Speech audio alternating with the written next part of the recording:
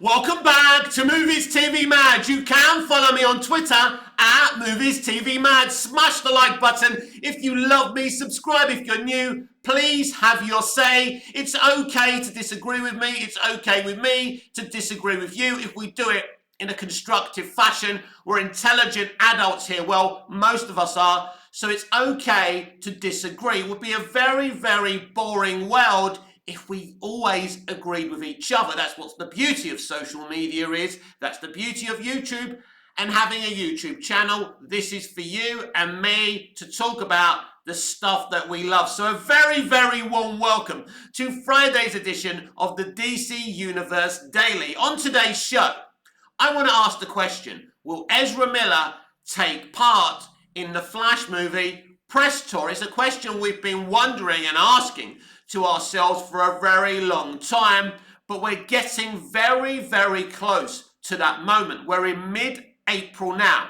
We hit May, so, end of May, the last part of May, they'll start going on that press tour, or even in the beginning of June. I forgot the exact date, the release date for the Flash movie. It's sometime in June. So the press tour and probably a second theatrical trailer is coming out very, very soon. They will start marketing this movie. Now, normally, the star of the film gets to lead the press tour. Look at the wonderful press tour we got with Austin Butler and Priscilla Presley and the late Lisa Marie Presley. It was a beautiful press tour for the Elvis biopic. And, this is what we should be looking forward to as DC fans, as Flash fans, as Ezra Miller fans, whatever you're a fan of. Ezra Miller should be leading a wonderful, warm press tour with Sasha Calle, Michael Keaton, Ben Affleck, if he's going to be involved in that press tour. Maybe he will, maybe he won't. He ain't in the movie that much, but it'll be great for them to be able to use Ben and Michael Keaton because they're very famous superstars. At the end of the day, we will see. But this film has a huge cast list. But Ezra Miller is the star of this film. Ezra Miller is literally in every single scene of this movie. They are so important in this movie. They don't just play one version of Barry Allen, they play a multitude of versions of Barry Allen or other multiversal characters. So I don't give away too many spoilers about the film. So they are so important for this film.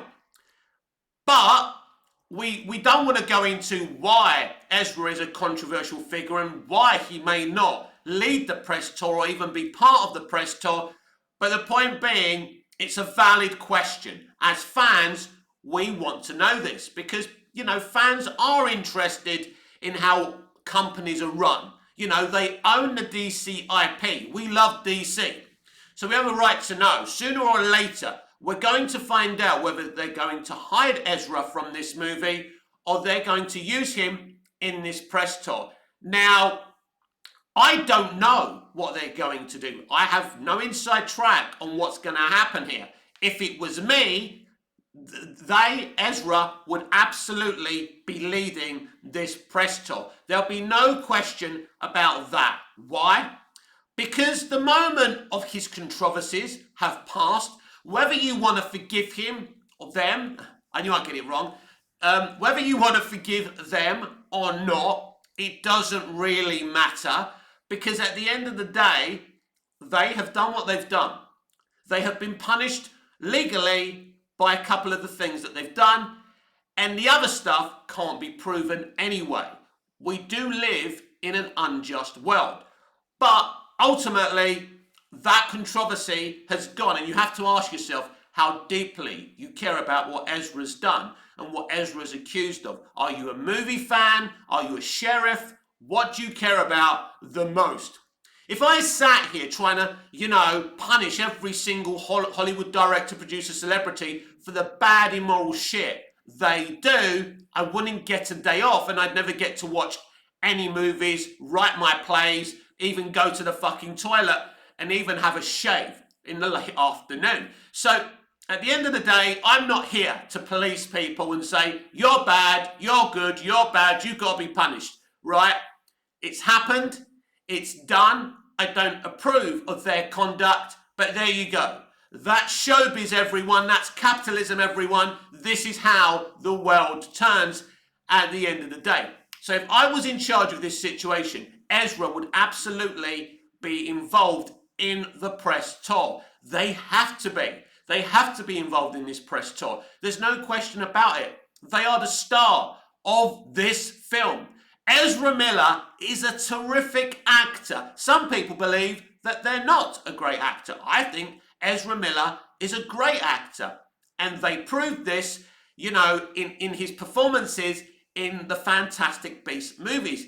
They played a very compelling character in those films. I actually am one of the few people who enjoyed the Fantastic Beasts movies, and the standout actor for me has to be Ezra Miller. He played a very, conflicted, dark character, and the performance was very, very good. So I can't believe it when I hear people say, oh, Ezra Miller can't act. You can judge them on what they've done. You can, not like them. You can boycott the Flash movie or not. You can choose where to put yourself. You're the consumer, like I am. We can decide what they're going to do, what you're going to do. But me, I'm going to save my ticket money to go and see this movie.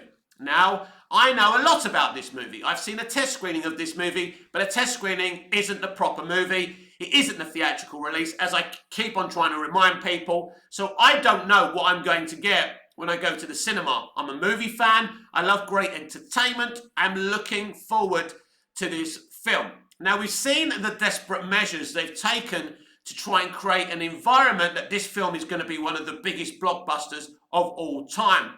As you know, the whole Tom Cruise thing, that he asked to see the movie, saw it and loved it, for me just shows you how desperate they are. And we'll never know how much truth there is behind it, but no question, clearly they got Tom Cruise's permission to use his name. Whether they're paying him, let's face it, he doesn't need the money, but something's going on there. Maybe Tom Cruise actually cameos in the Flash movie. No, before you ask, I didn't see any such cameo in the test screening, but you don't get everything. You get nowhere near everything in the test screening, as you all know.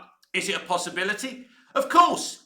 He maybe. We've heard the rumours for years and the fan castings of him being an older Hal Jordan. Maybe he cameos as Hal Jordan, an older veteran Hal Jordan. Because I think Tom's around 60 years old now. So that would make sense. Who knows? I'm shit talking here. I mean, I'm just trying to put two and two together. So as I say, we've seen their desperation to push this movie. They also put out in the press that this is the greatest movie since The Dark Knight.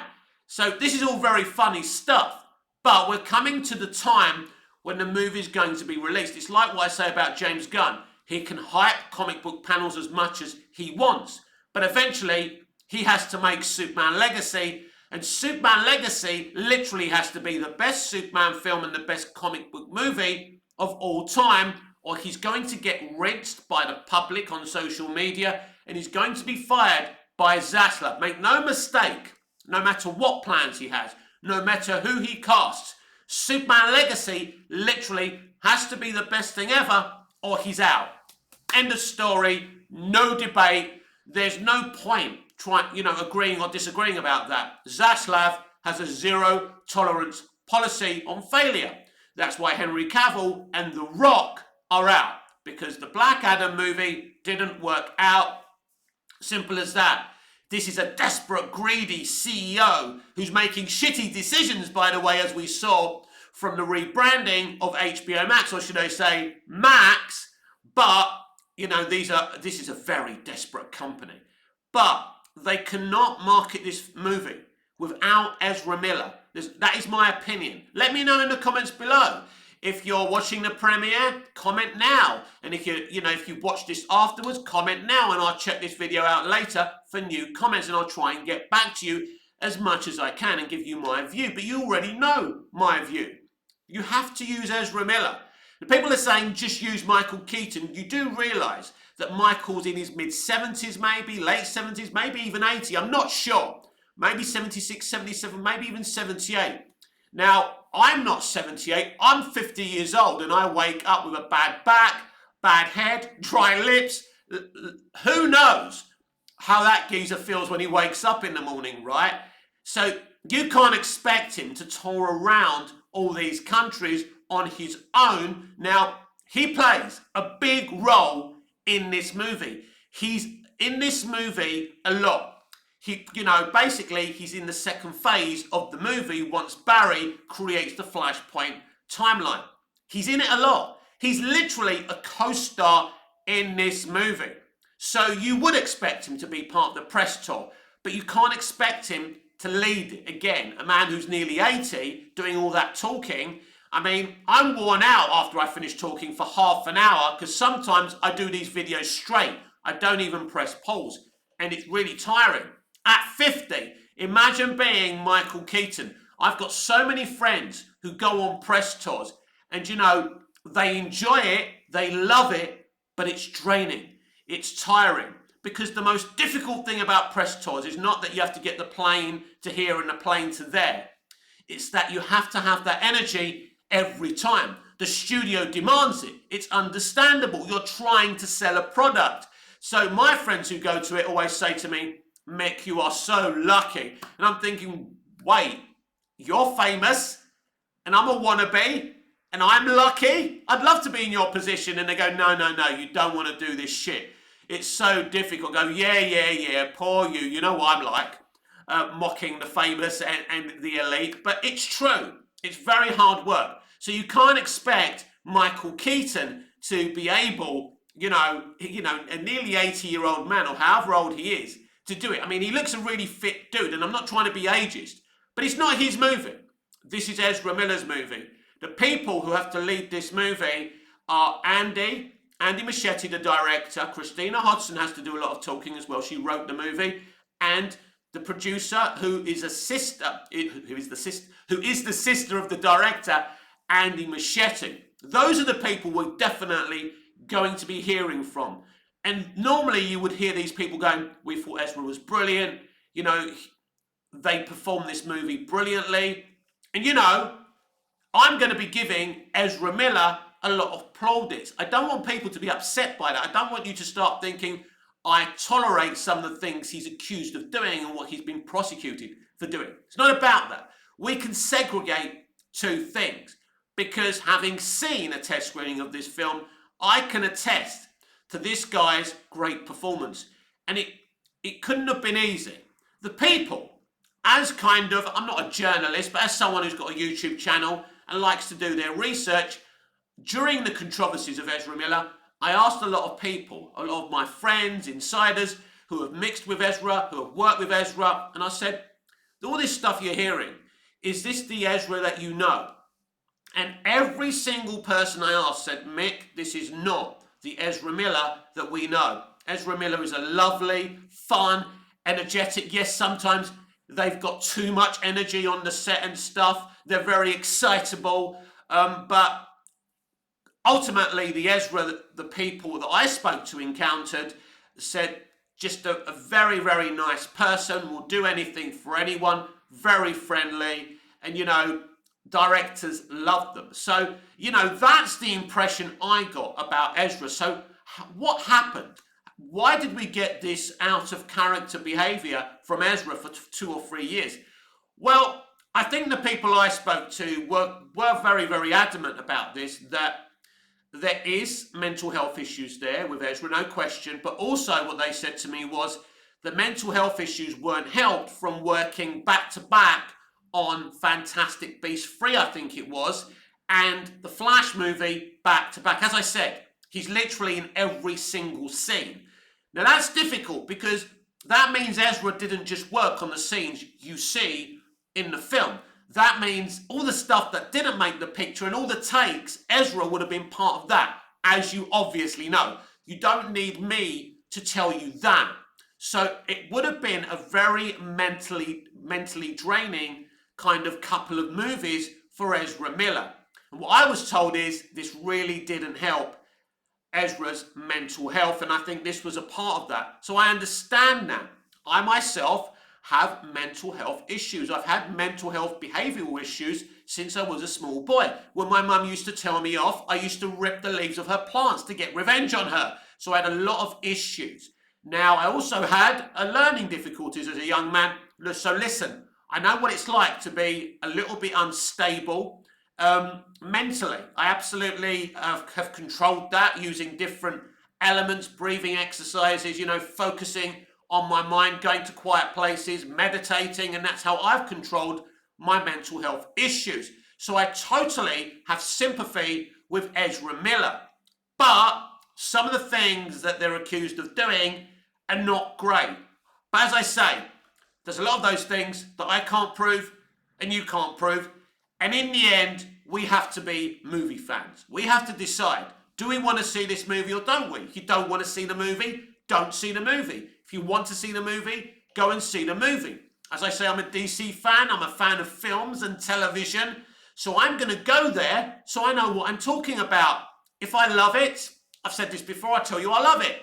If I hate it, if I think it's May, I'll tell you it's May. I will be honest, as I always am, on my reviews on my channel and through my thought processes. But if I don't go and see the movie, I won't have an informed opinion. And you can only validate an opinion when it's informed. And when it's not informed, where do you go from there? You can't have an opinion on a film through watching trailers, excuse me. Damn it!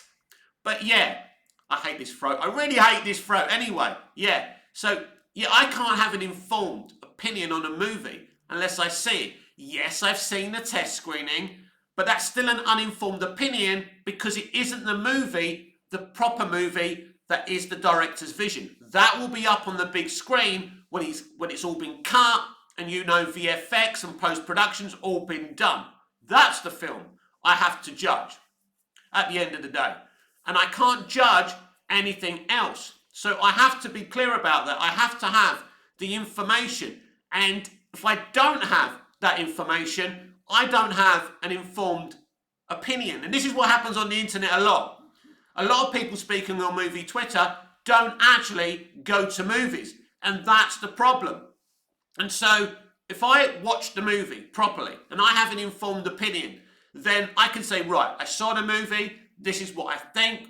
Then you'll go and see the movie and you'll have a different opinion. It's like eating a chocolate bar, eating a Bounty. Some people love Bounties, I hate Bounties. Now I like coconuts, fresh coconuts, but I just don't like them in chocolate bars. They make me feel sick. Now someone else will say, oh my God, how can you hate them? And it's the same thing with a work of art. Some people love what they see with their own eyes and some people hate what they see with their own eyes. That is the beauty of different opinions about, this different stuff.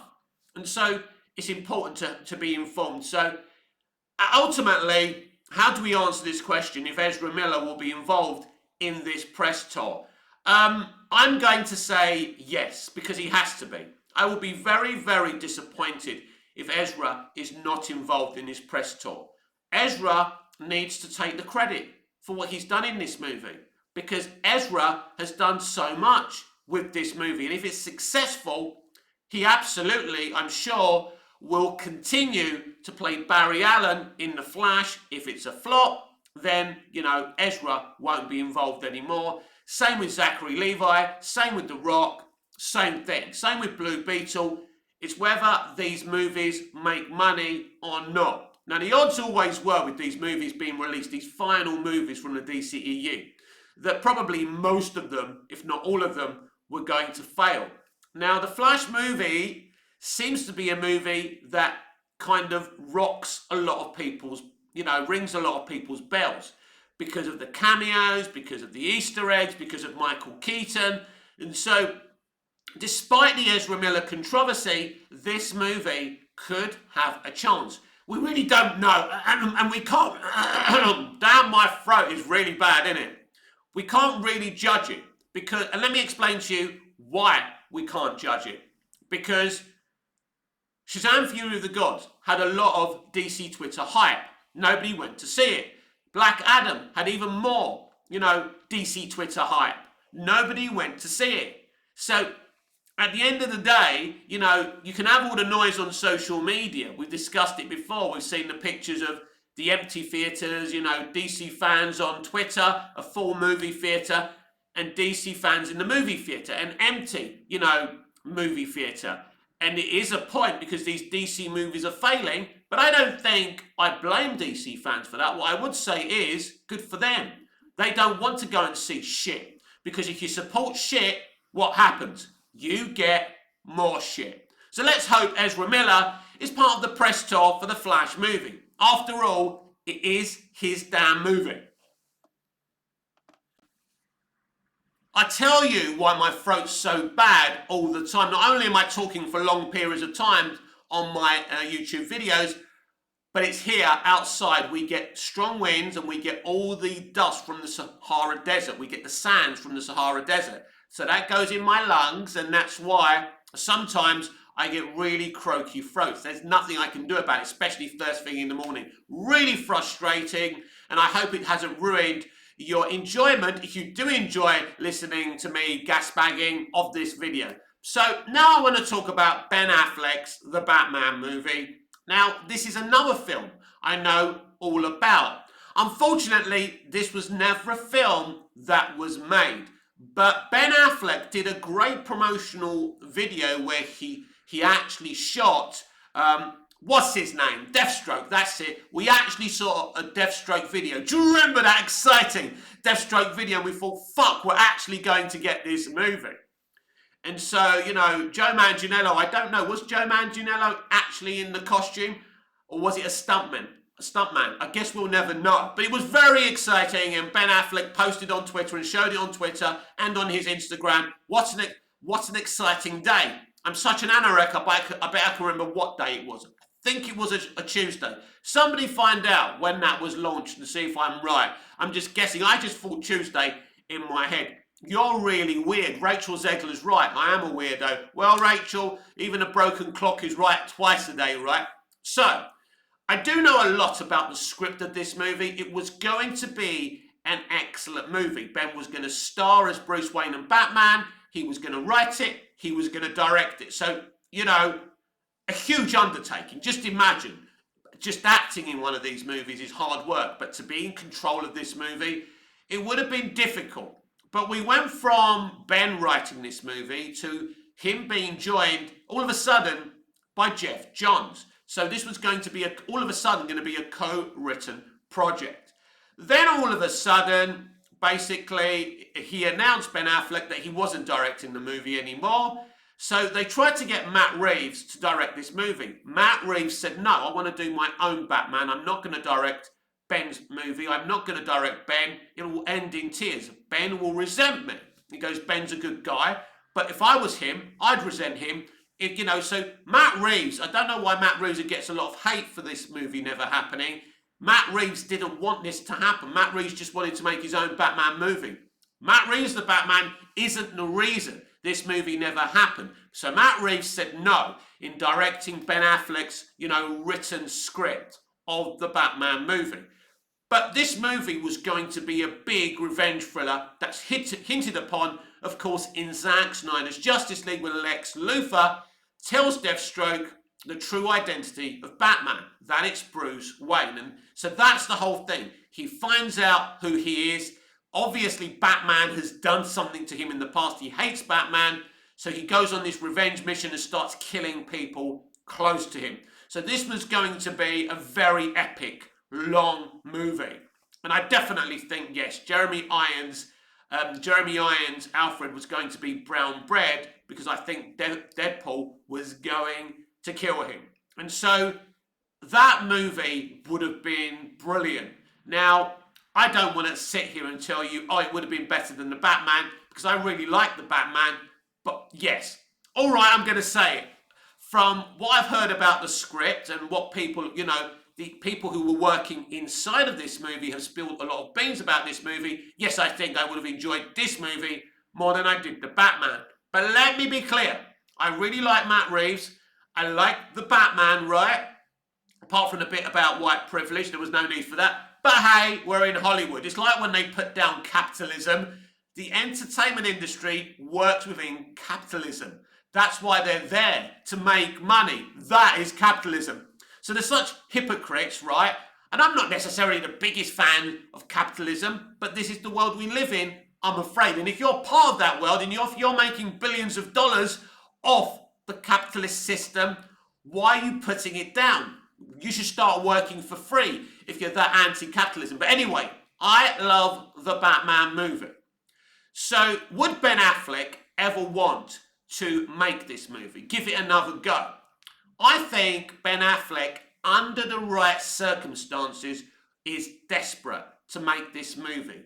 But he doesn't really get asked about this movie a great deal.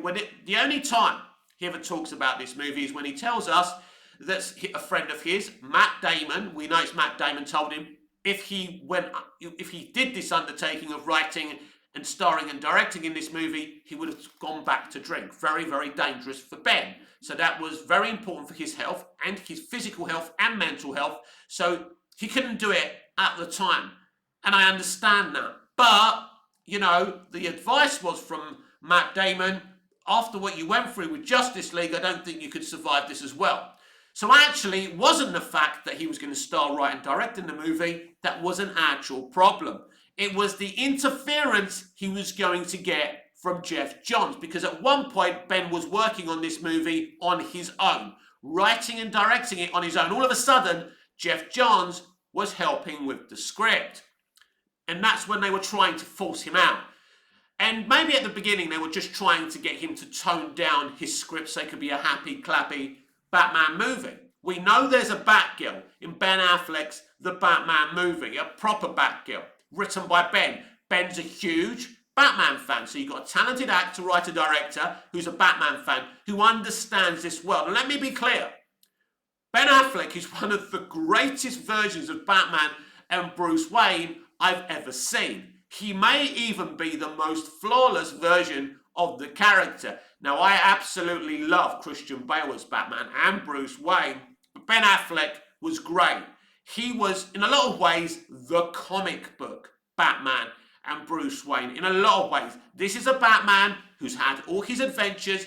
He's an older dude, around in his 50s now. When we first meet him, he's very bitter, you know, very cynical, and he wants to kill Superman because he's lost so much by that point. But by the time Deathstroke was going to finish with him in this Batman movie, you ain't seen nothing yet. And it would have been a very interesting film. Arkham was going to be, you know, referenced a lot. It was going to play a big part in this movie. I'm not sure if it was going to be an Arkham movie, but the more I think about this film, the more tragic I think that we never got it. Because I've seen all the projects that Ben's directed. He's a very good writer, he's a very good director, and he's a very, very good actor. This guy is absolutely fantastic. He loves Batman, he played a great Batman, and he was part of the creative process in BVS as well, with Zach and with Chris Terrio.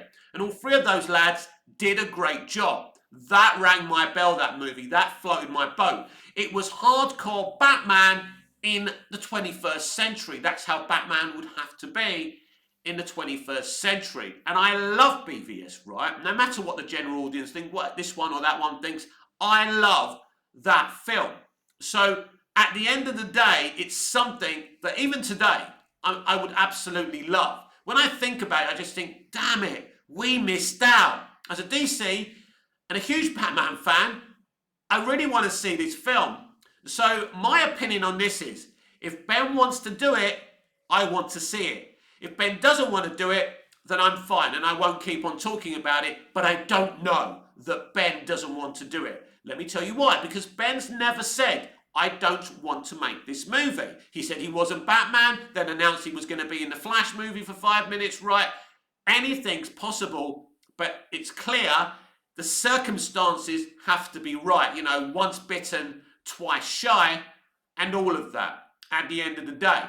So, yes, if Ben wants to make this, I want to see it because I think the Batman script is sensational, brutal, definitely R-rated. And it's interesting, Matt Reeves' The Batman wasn't R-rated, and Matt made sure it was fit for a PG audience because they wanted to bring in more money. Interestingly enough, the Joker was an R-rated movie. That wasn't really that R-rated. I mean, the only really R-rated moment is when, you know, Joaquin Phoenix blows Robert De Niro's brains out, right? When Arthur blows out Murray's brains out on live television. Now that's R-rated. And that wasn't that gory either. So I would expect Ben's Batman movie to be proper R-rated. I'd love to see a proper R-rated, violent, bloody movie. So as I say, I'm definitely up for seeing it. And Ben not making this movie is one of the biggest tragedies in Hollywood history. This has been Friday's edition of the DC Universe Daily with me, Mick, your host with the most. Just ask your girlfriends and your wife. Please like, share, comment, subscribe, hit the notification bell so you never miss this beautiful perfection. And I'll see you again in the next video. Until I see you again, goodbye, au revoir, auf Wiedersehen.